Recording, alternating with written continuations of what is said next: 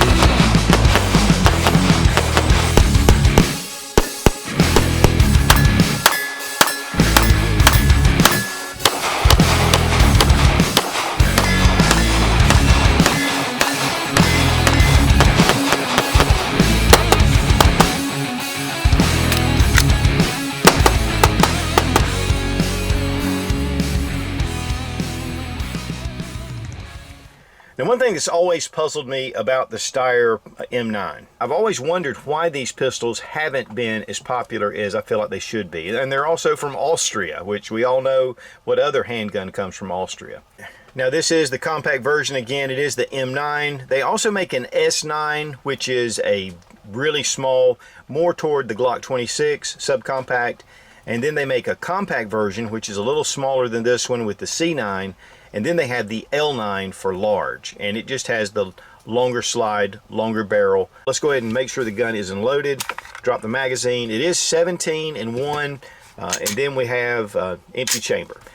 These are steel magazines. They really look high quality. It has a 2+ base plate. These originally were just 15 round magazines, and these hold 17. And you get 2 magazines with the gun. Now, if you live in a state that has restrictions, they also offer 10 round magazines as well.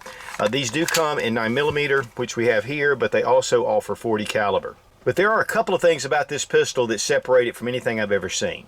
First off is we have this really high beaver tail and very low to the slide. I mean, it is a very low area. In fact, it kind of reminds me of the way the CZ does, how low it rides with the reverse frame rails. But with this, we have the conventional frame rails.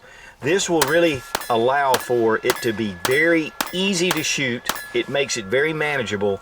The recoil is, the recoil is beautiful. I'll just tell you, it shoots very well. The grip's really ergonomic. You put it in your hand and it just seems like it molds in your hand. In fact, when I first saw these, it kind of reminded me of maybe Halo or something like that just has a super modern kind of space age type grip. But it's kind of funny because you have this really high area right here for a low bore axis, but then you have a large area at the front, which makes it a little different. It has an angled trigger guard, which is definitely different than a lot of the different polymer frames you're seeing, and we have a enlarged trigger guard, which helps with gloved hands. But there's texturing here. It's not super aggressive, it's not too bad either. And then we have these linear lines that go on the back strap and at the front, and then we have, of course, finger grooves. Now, one thing about the grip is there are no interchangeable back straps. You get what you get. It's more of kind of a medium size, but it is ergonomic. It feels good in the hand. I have medium sized hands. I typically go with the small back strap, and this just fits my hand just right. It does have a dip right here for your hand. It kind of just fits in on both sides. It's not ambidextrous as far as any controls, but you can move your magazine release over to the other side. The slide is precision milled, and it has what kind of a tenifer finish, but they call it a Manox finish. And of course, it's impervious to weather, which you're seeing that on most of your firearms. But it does have sort of a gray finish to it, and it's very smooth. The serrations, while they're deep, they're short, and a little bit similar to the CZ because of the internal slide rails, but they're aggressive enough to where it's not too difficult to get a hold of. Of course, if you have more slide area, then it's going to raise the slide up above. So this seems to work just fine, getting the advantage of the low bore axis. You have your takedown lever here. We're going to look at that in a minute. We have an accessory rail with one slot, very similar, of course, obviously to the Glock.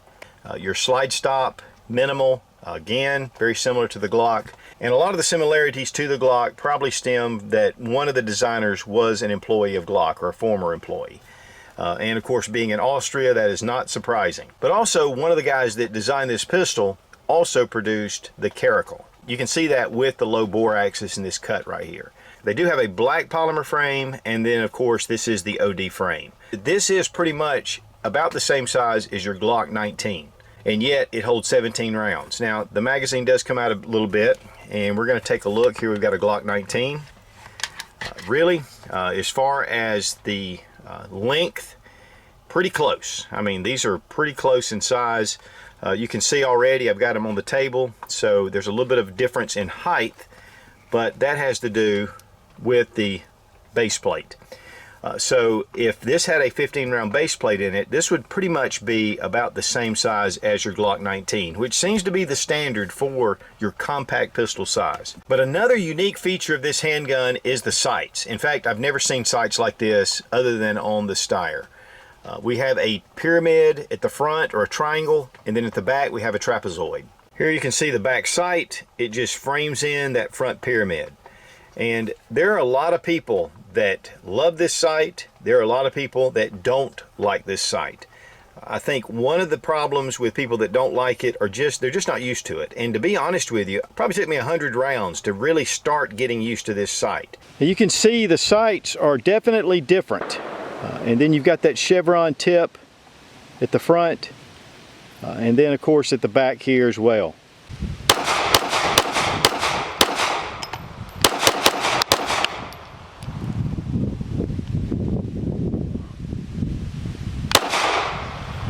They do have options where you can get 3-dot sights. In fact, I think TrueGlow even does night sights for it, and that will be just 3-dot as well. And these sights are steel. They're the kind of a Novak style right here, so they're low snag. The engraving is very nicely done, of course, caliber. These do, again, come in 40 caliber as well. And then, of course, Steyr M9 A1 and your different proof marks and your serial number. As far as magazines go, the magazine price is about $35 from where I've seen. In fact, I looked on gunmagwarehouse.com. They also offer a threaded barrel version, and again, you can get night sights as well. The length is 6.9 inches, the height is 5.35 inches, and the width is 1.2 inches. And the weight of the pistol, 1 pound, 10.8 ounces. So you've got a 26.8 ounce pistol. And another thing that I really love about this pistol is the trigger. It has the blade right here as your safety, just like a lot of the other striker fire pistols. But one of the things about it, and we're going to go ahead and test the trigger pull, you bring it down right here. It's a real smooth take up till you hit a wall, and then a really crisp snap. Let's try that again. Guys, this is getting into the PPQ or the CZ P10C type trigger. It is a very crisp snap. One thing too is, since I've had this open, when you have the magazine in and it's holding the slide back, this slide stop, I have had trouble getting it to drop past the follower. So I've had to relieve the magazine before I drop the slide. So we're just going to take the magazine out for now. So we pull it, snap, we're going to check reset right there. One thing about the reset, it's short, but it's not really tactile or audible. Now, I was going to check trigger pull weight, but my Lyman trigger gauge has bit the dust. But from what they're saying, it runs about 5.5 pounds. I definitely feel that this is around the 5 pound mark. I'm telling you guys, if you see one of these and you're thinking about it, check this trigger out. This is an excellent trigger, much better than the Glock, Smith & Wesson, XD. I mean, it is just an exceptional trigger. The grip angle is a little different with the Steyr. It's at 110 degree from the top of your slide coming down in this direction to fit your hand. I want to thank Freedom Munitions for sponsoring the ammo. You get a 5% Sootch discount when you go to freedommunitions.com.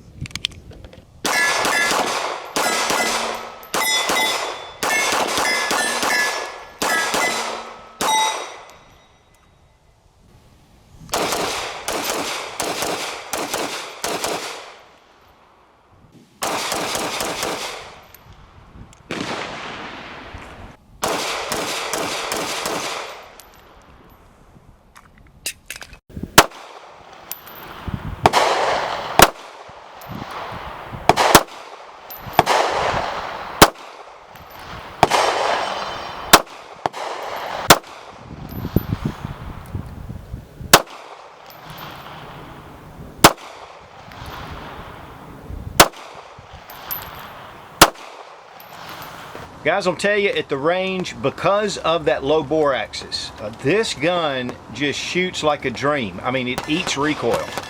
And that low bore axis, it makes it really fast to get onto targets quick.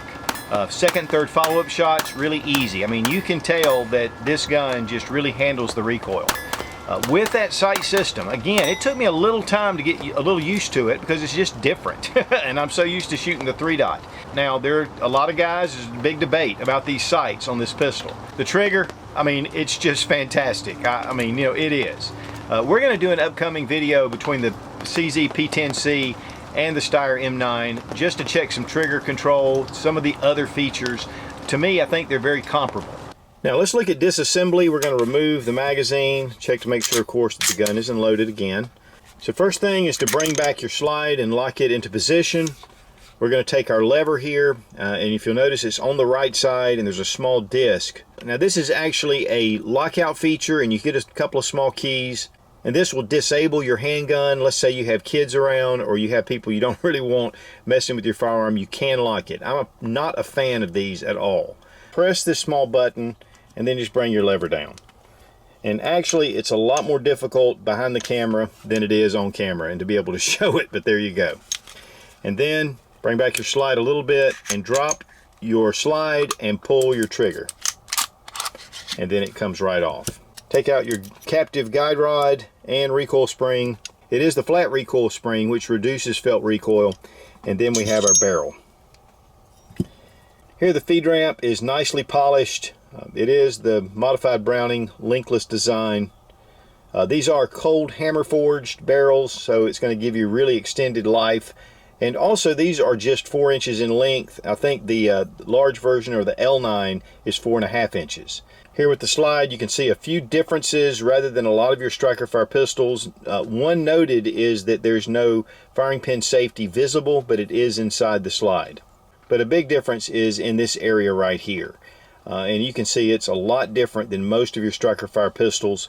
And a lot of that probably has to do with this really high beaver tail. Now, one big thing to note is that this is all steel all the way through here. So all your slide rails are connected, and they are steel, and they're pretty beefy. And guys, that's all you need to do to field strip the pistol. Reassemble in reverse order. We're going to drop in our barrel, our recoil spring and guide rod. And then we bring it back over the slide. Lock your slide stop into place. Take your lever, push down, it pops right back in. Manufacturer suggested retail is about $560. I'm seeing these around about $450, $475 range, in that area, in that ballpark. And then of course, if you add night sights, things like that, the prices do change. Great price, excellent pistol. It has a company that has really, established itself since 1864. And I want to thank Steyr Arms for sending this pistol for the test and evaluation with the different features that it offers that I've not seen with anybody else. Guys, you really need to take a look at the Steyr M9 A1. Be strong, be of good courage. God bless America. Long live the Republic.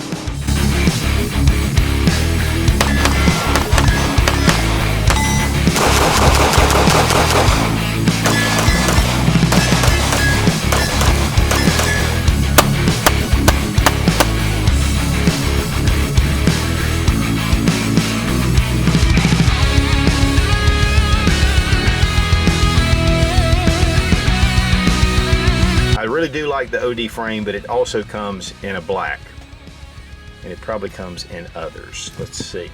Bolt action rifles and a lot of other things. How long has Steyr been around? They really, I was not disappointed. I've already said that, yeah.